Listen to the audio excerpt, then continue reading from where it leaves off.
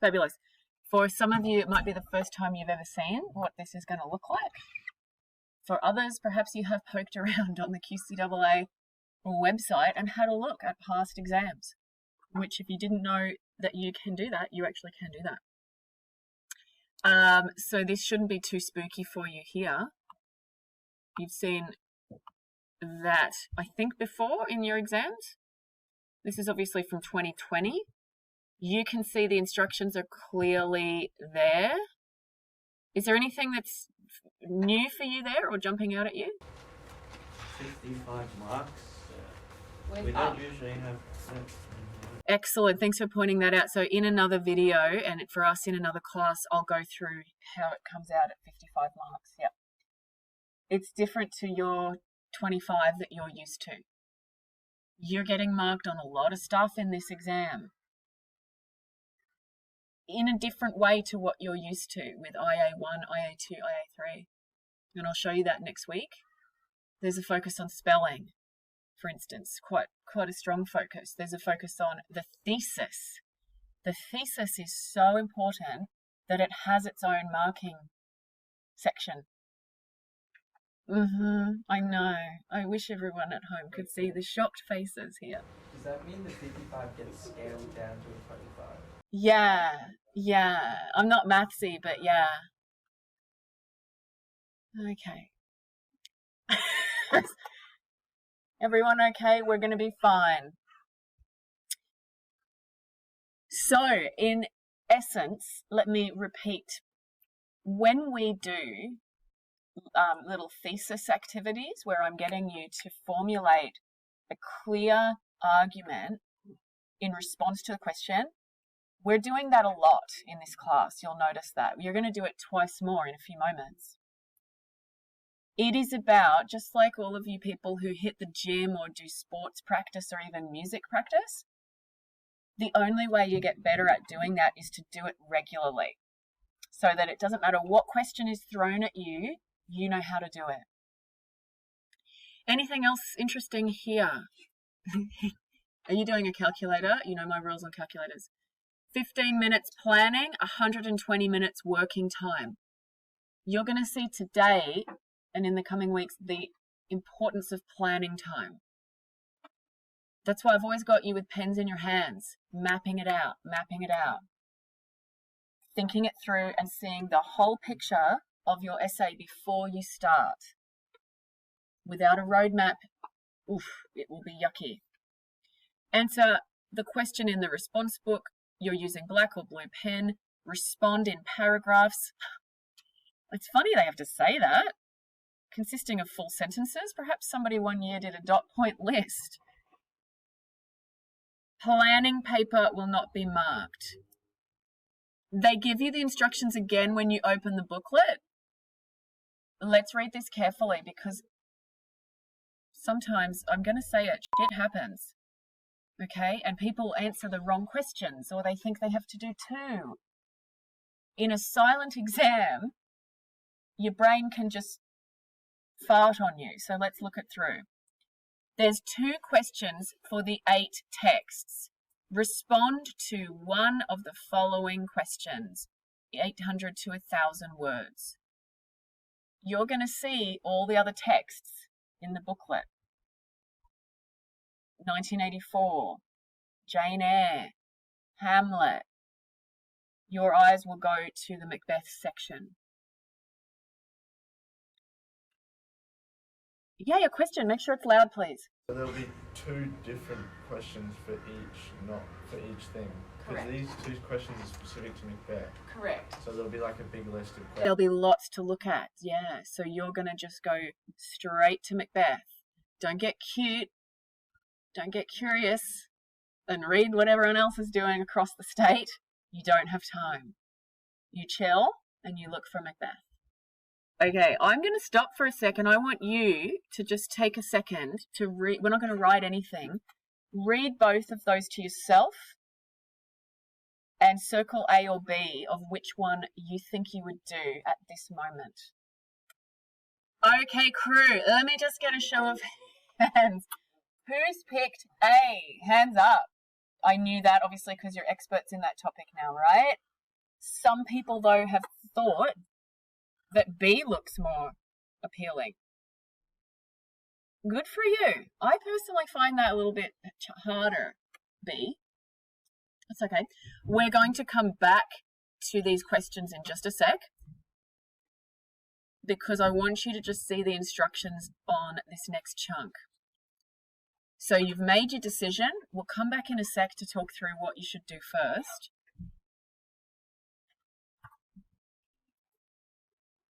And what you're going to do there, team, is exactly what they're asking you to do. Fill in the bubble to indicate the text you have studied. Let us do that right now. Are you having flashbacks to NAPLAN? Quick, you're missing out the first bit. Everyone's triggered thinking of NAPLAN. Just relax. Fill in the bubble to indicate the question you have selected. Well, I for sure as heck am doing A. No judgment if you're doing B. Great question. Yep. I'm pretty sure, you know how we did, like, I don't know if it was last year, Swallow the Air or something? Yep. Or whatever the exam was, we had like a separate page for planning. Yes. Is that the same for this? It's a fantastic question. I think you will. And I'm on that right now, because I was just asking it when I made this yesterday. Because if we look, there's nothing there, is there, to indicate that it's a draft? So I'm trying to remember, do you get just a random lined paper? And I think you will. Cancel any incorrect responses by ruling a single diagonal line through your work. So they're saying do that if you make a mistake. If you do not do this, your original response will be marked. Yeah, did you have a question, Leah? You cool? And of course we know we're doing 800 to 1,000 words. So let's think about, yeah, go for it. What do we do if we like fill in a bubble but then we change our mind? Then if you fill in a bubble and change your mind, I would go like that and that. You might even write this one. Forget, just emphasize it. It doesn't matter which question you chose, we are together as a group. We're going to quickly unpack them both. The first thing I do is underline the topic of the question, and then I look at, not yet, just that one, you're good. I underline what I'm being asked to do. It's really that section there. How is the reader invited to view? I don't know, you might want to call that question. That's what you're being asked to do regarding that topic. Cool.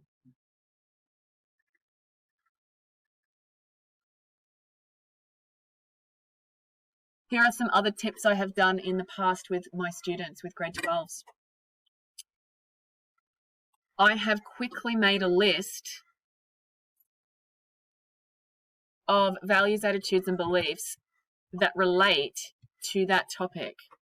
So not plot, not quotes. The first thing I do is I think, well, in the Jacobean era, what are some belief stuff? What are some beliefs and things like that that I could talk about in my essay related to that topic? Call them out. Thank you. Great chain of being. Legend.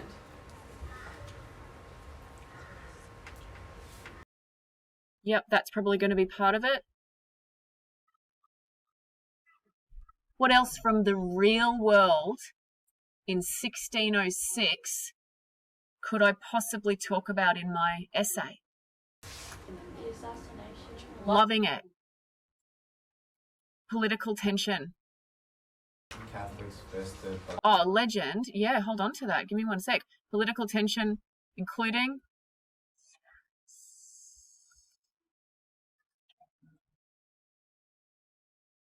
Yep. Specifically, so I don't forget. Thank you. It's probably likely you'll mention that. Billy chucked one out there too. He mentioned the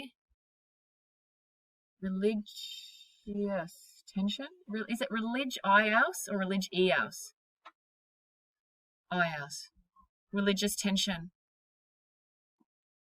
Remember, guys, this is my planning time, so I'm actually not writing too much. Anything else from the real world back then that we've covered? Yeah.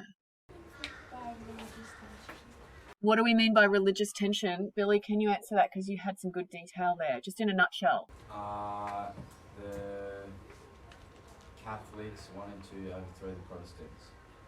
Stunning. King James, what was his religion? Protestant. Protestant. So who wanted him dead? Catholics. Who was behind the gunpowder plot?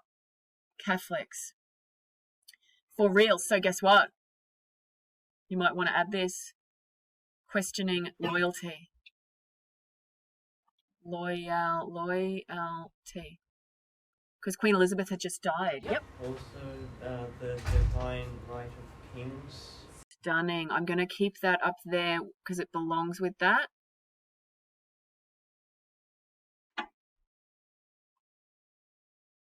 Guess what? I'm done because this is planning time. Unless we've got one more.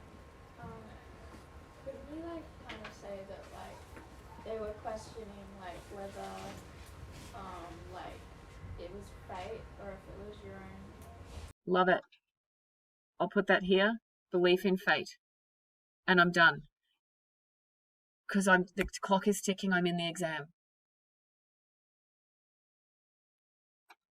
Stunning. I don't know how you want to order this. I'm just improving. I haven't even answered the question yet. I'm just thinking of examples off the top of my head. What are things that come to mind when you think of disorder in society in the play? Quotes, animals, examples, etc. Call them out. Let's just jot some out. Think of that clock ticking. Regicide. Is there a symbol I could use for that? In terms of language, a symbol. Thank you, a dagger.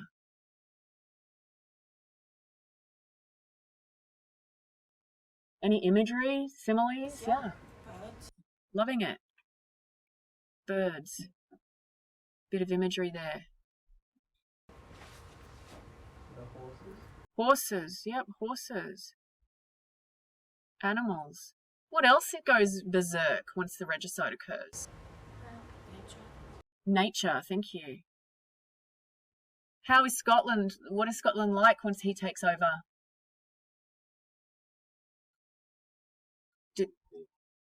What was that, sorry? They're living in fear. Lovely.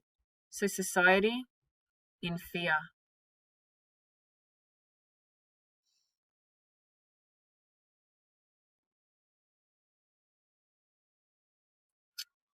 There's been some discussion about Lady Macbeth not being a normal woman. So we could write delusion? Sure. Lovely. I'm also going to put sleep. And what lit device is that? It's repeated a lot, this idea of sleep. So what would we call it? A motif, because it's repeated heaps. Awesome. I might use that. What about the fact that Macbeth takes advice from bearded ladies who are witches? Is there any imagery around that? I guess that's really the supernatural. We are now at the most tricky section.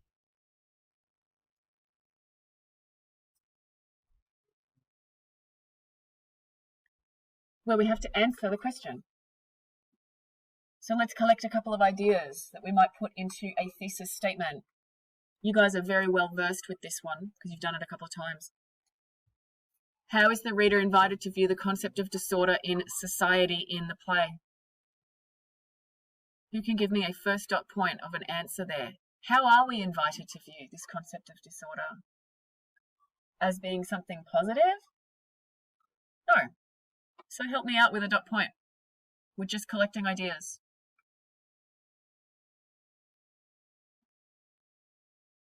Let's answer this question.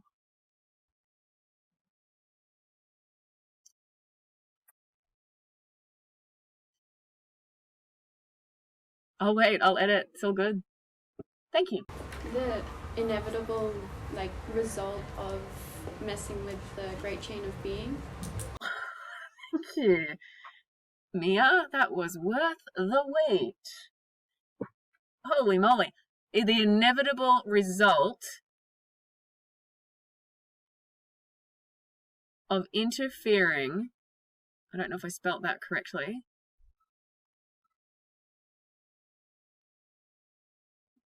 Holy mackerel. Thank you, that was worth the wait. As being an inevitable result of interfering with the great chain of being. Holy wow. Yeah, what else? Kind of like they're invited to view that when nature starts to go haywire, so does like everything else.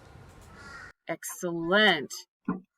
I like that. I'm going to phrase that as disorder is reflected in the natural world. So disorder in society is reflected in the natural world? Yes. I think you could definitely make an argument about that. The Shakespeare is conveying the idea that to mess with one aspect of that great chain of being is to essentially mess with it all. Has anyone else got another one we could do there? Because you've got good ideas out there. How is the reader invited to view the concept of disorder in society? Yeah. I guess like you could also talk about disorder being how like back in those times it was weird for like a woman like Lady Macbeth to want to act the way that she did, so that's technically I guess a disorder. Excellent. And I love that answer, and some people have taken it in that direction, that it is a result of challenging the gender norms. Sure, that would be a different thesis, but it's something you could do. I want to add a note here. Be careful that you are responding really clearly to that question. It's possible to write about gender with that, in my view, because there's some bloody good ideas related to it. But be careful of just writing the essay that you want to write. Some people go in there and they just want to write about ambition, regardless of what the question is. So just be sure that all your points would be proving this. Guess what? The clock's ticking. I can even see we've been about 10, 12 minutes on this question, and now we have a collection of stuff that we can use. My thesis statement might sound like this. Please listen up, no talking at the back. I'll just go off that. Remember, I've been saying use the question, it is your friend. Here is my thesis statement. In Macbeth, readers are invited to view the concept of disorder as being an inevitable result of interference with the great chain of being. Full stop. Thesis can be 2 sentences. Shakespeare conveys the idea that not only will society be disrupted, but that the natural world will also become disordered too. That's my essay. I'm not going to do gender, it's bloody good, but I'm going to focus on those top 2. For this, like, how would you, like, what would you think that your main arguments would be? Fantastic question. If you've got more planning paper, I'm taking those 2 ideas, I love them. When I mix those 2 ideas with the language from the question, it sounds bloody good. So let me say that again, nice and clearly. In Macbeth, readers are invited to view the concept of disorder in society as being, Mia's brilliant word, inevitable, the inevitable result of interfering with the great chain of being. Full stop. Shakespeare conveys the idea that disorder in society will also be reflected in the natural world too. My 3 bodies, I can think off the top of my head. Body 1 is about the disorder as a result of the regicide itself.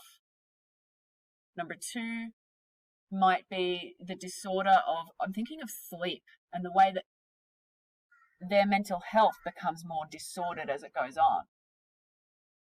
So maybe I'll do a paragraph on Macbeth and Lady Macbeth and Scotland being horrible. And the third one is I've got to do a paragraph on nature.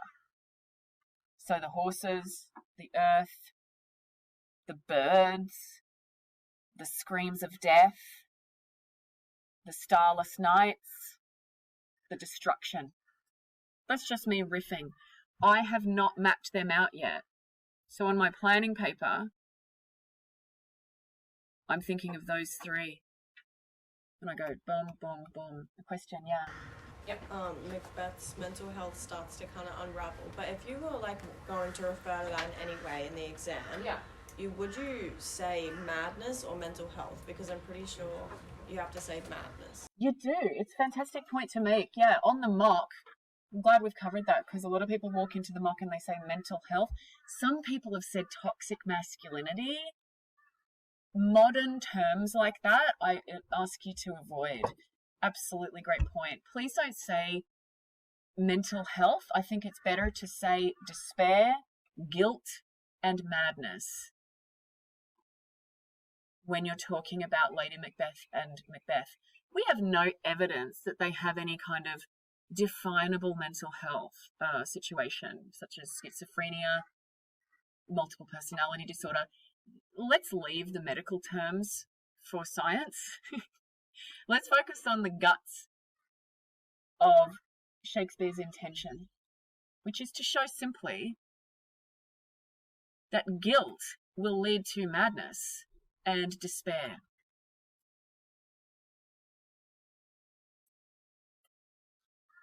Amazing. So, Sandeep, just to go back to your question, what would my 3 body paragraphs be about? I would now do that in my planning. But what I've got here is a strong thesis statement and a collection of ideas I will use. What I'm going to do now is you're going to do the same thing for that question. I don't even care if you don't like that question. Too bad. I'm going to ask you to do the same thing. What is it? I'll kick you off so that you can do some on your own. Yes, a question.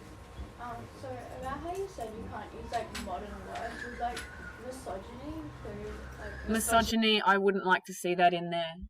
No. What would be better than misogyny, do you think, about the culture at the time?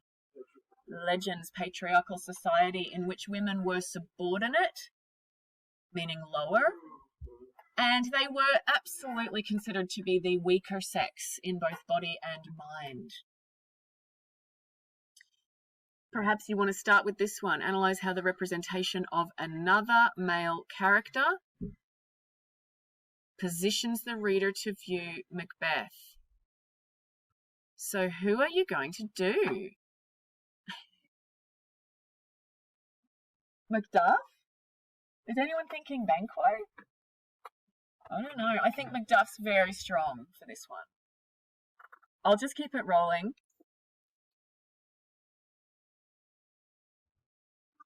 We're thinking we're going to do Macduff. And can anyone remember the lit device that is used when we have an opposite character? Character foil. Beautiful. He is a foil. A character foil. He's used to compare. He's used to contrast. He's used to highlight just how much Macbeth sucks. Okay, so how the representation of Macduff is used to position the reader to view Macbeth.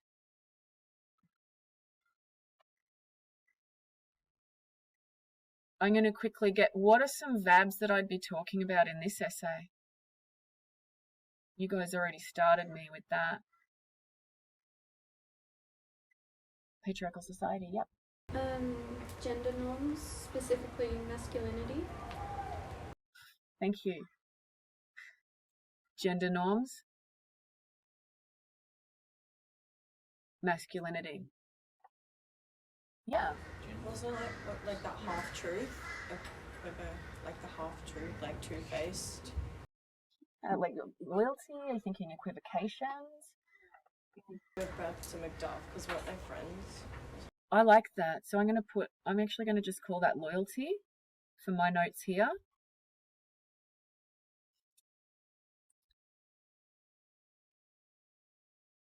There's a lot you can talk about in this essay with masculinity. I'm actually going to add this. Guys, let's just add patriotism. Macduff is ready to do anything for his country. Macbeth's all in it for himself. Macduff is even willing to leave his family alone and vulnerable if it means to save Scotland. In the classic scene between Macduff and Macduff's wife and the kid, the child asks, "Mummy, is Dad a traitor?" And she says, "Yeah." So it really comes down to, where does your loyalty lie? Yeah. Could you say like royalty? Because like back in the Jacobean era, it was like a lot more prominent. I love that. I'm actually putting chain of being here too that I may use. I'm actually going to just draw a quick crown. Yeah, so back in that era, there was extreme loyalty to the king. Because, of course, the belief was that God chose them. We don't tend to believe that anymore, do we? King Charles?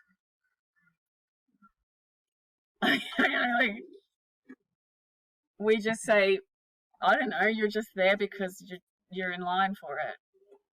Keeping these in mind, what are some lit devices or symbols that we come to think of? The crown. Go fast. Anything in your head relating to this topic? We've got foil. What does Macduff say when he finds out his family are dead? Feel it like a man. There's plenty from that section. Lovely. We got hellkite. We got chickens again. Essentially, we got bird imagery again. How about that quote at that awful dinner? And Lady Macbeth says, "Are you a man?"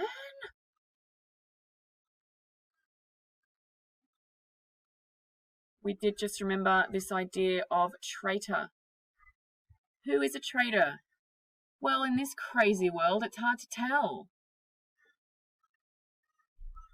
Don't forget to Macduff's wife and kid. He is a traitor, but I guess to Scotland, he's a hero. So it goes back to that brilliant opening quote. Fair is foul, foul is fair.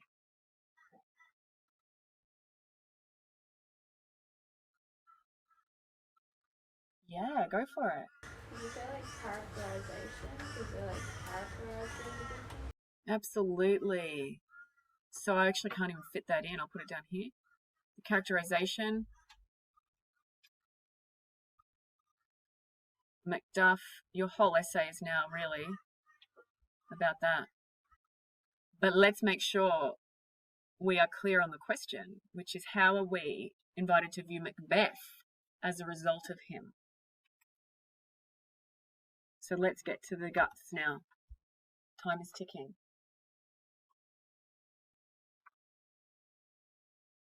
Again, this is the hard bit. Let's answer it in some dot points.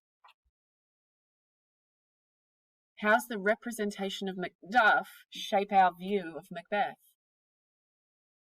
It's brutal. Like what a true man is.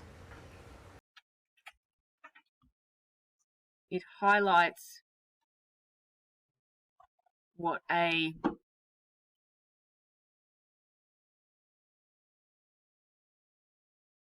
going to say, you can also say what a successful man really is. Sometimes this word insecurity comes up a lot. Macduff's not insecure, is he? He doesn't struggle with this, am I manly enough stuff that Macbeth goes through. So we could say the characterization of Macduff positions the reader to view Macbeth as less secure in his masculinity.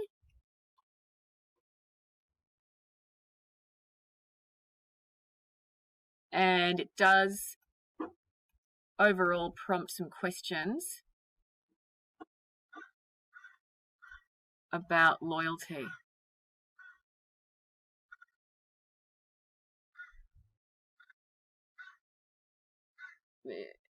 If I was to stitch that together into a thesis statement, it could sound like this. It's brutal. The characterization or the representation of Macduff in the play acts as a foil to Macbeth, positioning readers, they're saying readers, to view Macbeth as a person who is less secure in his masculinity and therefore conveys to audiences what a more successful man is like. Will do for now. Full stop. Overall, the relationship between the two men prompts audiences to ask deeper questions about what loyalty truly looks like. That's bloody hard. Do you notice in all my thesis statements I'm tending to do about 2 sentences? I'll try to do it again. It's disgusting. My brain hurts. I was like, please go to the link at the bottom to buy me a coffee. In the play, this will probably be a better one. In the play, the character of Macduff acts as a foil to Macbeth, positioning readers to view him as less secure in his masculinity, highlighting to audiences what a true successful man looks and acts like. Full stop. Overall, the dynamic between these 2 male characters prompts audiences to ask deeper questions about what true loyalty looks like. Ish. I have to write it in full. Bloody hell. I missed the SD question. You don't jot it down word for word. I see how you go. No, I missed the whole. We missed like a half of it. I don't know. We could all polish it up. We'll polish it up. But, guys, that's 2 we've done and we're flying. So that is just a couple of strategies. You just go, what works for you? Does it work for you to start with answering the question and then do verbs and then collect a few of these after? It's up to you. I tend to go 1, 2, and then answer the question. But it's, of course, your call. Yeah. What would be some body topic things that you would do? Just like very. Listen to my class. They're just pushing me here. The question is, what are my bodies about? The